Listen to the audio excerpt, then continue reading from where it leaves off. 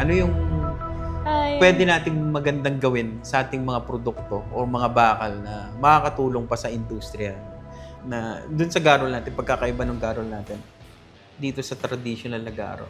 Ay, sobra. Sobrang ang laki ng ganda nitong garol natin kumpara sa lumang garol. Mm. Unang-una dun sa weight, sa bigat. Mm.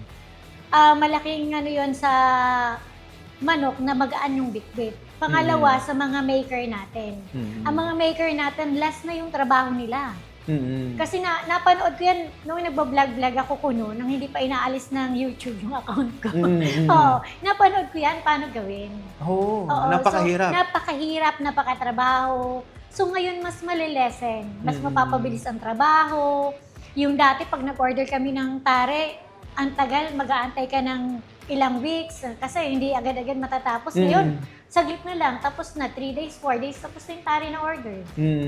Mas napapabilis yung trabaho nila.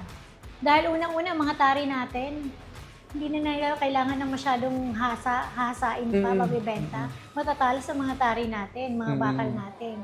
Tapos, isa pa, yung mga ano natin, what they call that, bago natin produkto, na Mga sharpener. Oo, sharpener. Mas iba yung quality na ngayon kumpara noon. Hindi ko naman sinasabi na hindi maganda noon. Pero talagang nandun na yung magaganda na ngayon. Mas pinaganda, kung maganda na noon, mas pinaganda ngayon. Yun ang malaking tulong natin kasi mayat maya hindi tayo tumitigil eh. Talagang nag-aano talaga tayo ng yung makakatulong tayo sa industriya na paganda ng paganda lalo.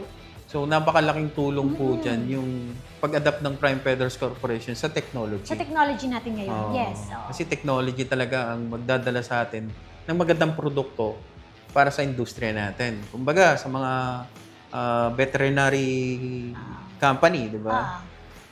Hindi rin tumitigil yung mga R&D ng mga yan. Tayo naman, thankful tayo sa mga RD natin. Napakasisipag. Oo. Sipag ng mga RD natin dito sa Prime Feathers.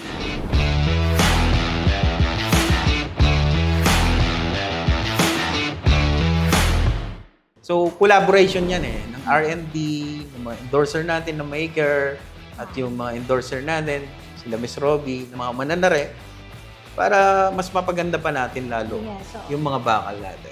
Kasi yun, sabi nga ni Miss Robbie, andyan yung talas at tibay ng bakal natin. Yung talas at tibay. Kailangan nyo na lang subukan.